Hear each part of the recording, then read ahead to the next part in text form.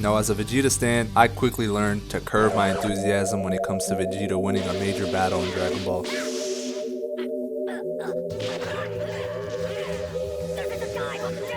What did he say?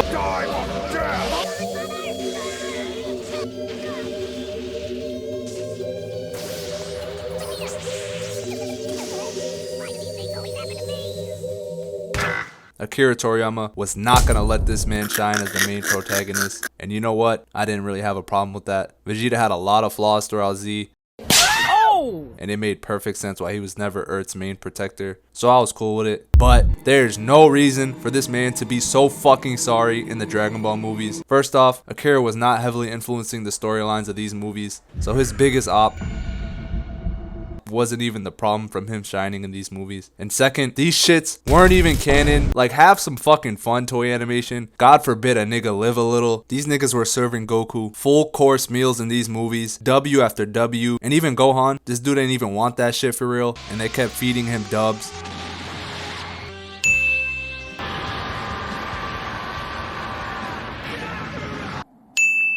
Swing the rock. Now, to really show y'all how devious Toei Animation was plotting on Vegeta, I'ma break down every movie Vegeta was in, or at least had the capability of being in. Starting out with Broly the Legendary Super Saiyan. Now, this movie started out better than probably any piece of Dragon Ball content ever made pertaining to Vegeta, because a ship lands on Earth with a Saiyan and a bunch of other soldiers telling Vegeta it's his time to assume his role as king, and that they have a planet for him to rule over. That's the type of shit Vegeta dreams of. You as our leader, we will build an unstoppable empire! Hail Vegeta! But even he knows this sounds way too good to be true, so he just walks off.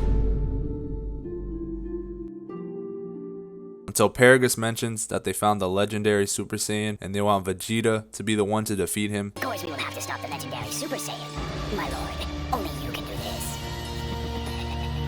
Do y'all understand how much elite level rage bait Paragus just unleashed on Vegeta? Vegeta, what if I told you you could fight the legendary Super Saiyan? Found the legendary Super Saiyan? Yes. Paragus, lead the way. This man Vegeta spent the entire Namek arc yapping about the legendary Super Saiyan. First it was him, then it was Goku. No. Then it was him again. Then he came back to life and saw it was actually Goku. And yeah, shout out Paragus, cause this man spoke down to every deep down desire Vegeta ever wanted. But fast forward to Vegeta landing on his brand new planet, and him and Broly are looking for the legendary Super Saiyan. Little does he know, there is an imposter among us. And if it wasn't for Goku and Trunks, he probably would have been led on a goose egg chase until the planet blows up, killing him. And quick side note, but this scene of Goku locking the fuck in is so tough. And it was also a friendly reminder of whose movie it was. That and Broly screaming Kakarot a bunch of times. But wait, maybe Vegeta still can play a big part in the movie. Him and Goku are the two strongest fighters there that can take on Broly. Let's see what Toei Animation has in store for us. No, I don't think so. This Saiyan is mine!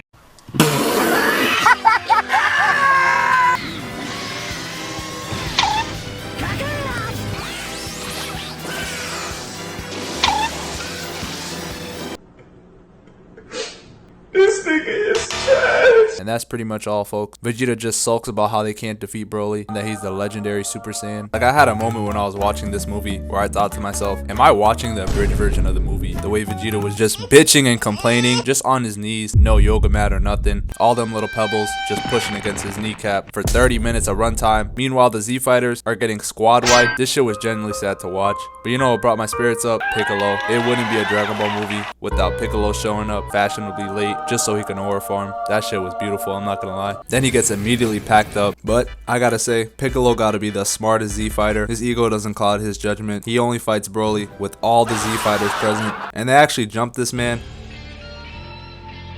Not even like a you go, then I go type of jumping. They all simultaneously try to jump Broly. And when I say this man took 0 damage,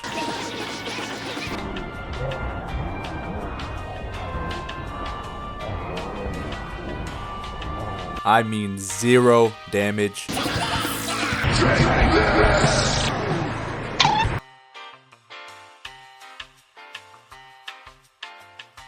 It got so bad that Piccolo's attacks were hurting him.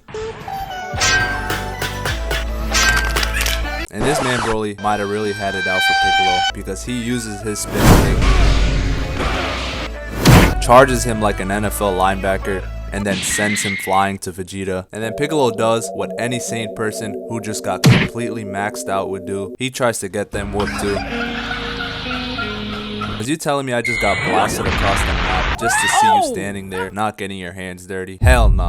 You need to come get this Broly work too. Fuck that. And after a pep talk from Piccolo and much more sulking, he finally locks in.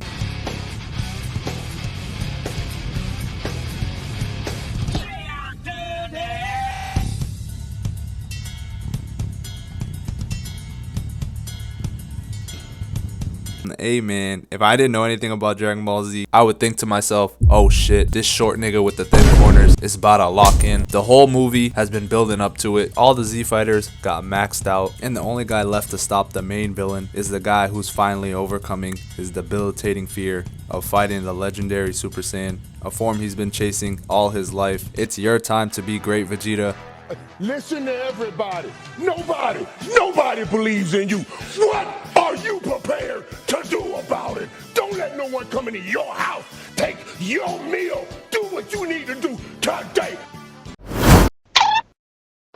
Absolutely not. And he starts getting menacingly walked down. But shout out Trunks, because if there's one thing he's going to do for his father is try to protect his ego, which leads to him eating a nasty uppercut.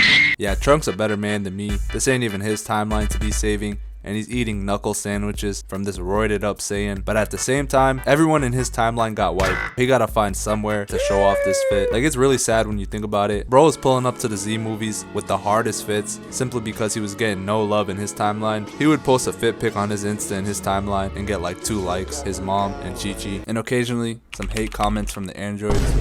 Yeah, he needed to be in these movies. That future timeline was just full of pain and despair. Now back to this sorry ass nigga. They legit just cut back to him flying away from Broly. Like, bro, why do they have to have my man going out like this? Vegeta was a king at the start of this movie. A king. Now he's getting front strokes on the side of a mountain by this roided up Saiyan. And the thing that really kills it for me in this movie was the ending. I mean, at this point, if you don't know how the movie's gonna end, Goku's gonna pull something out of his ass. And you're probably thinking maybe a power up or a spirit bomb. No.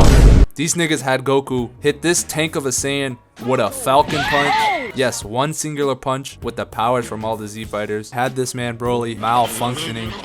And what pissed me off, other than the fact that how much of an asshole it was Vegeta being the one to complain and not give Goku his powers. Yeah, I'm not gonna lie, if I'm Goku, I'd be sick and tired of this nigga. He'd be moving like your group mates in a class project that contributes to nothing and just comes along for the ride. And I think the funniest part about them not giving Vegeta a bigger role in this movie is that they introduced Broly 2 more times during Z, and this man was nowhere to be found. Broly really scared this man off the big screen. That shit is crazy. But you know who pulled up in the second Broly movie? Goku, who was dead. They pulled this family Kamehameha shit again, like we wouldn't notice.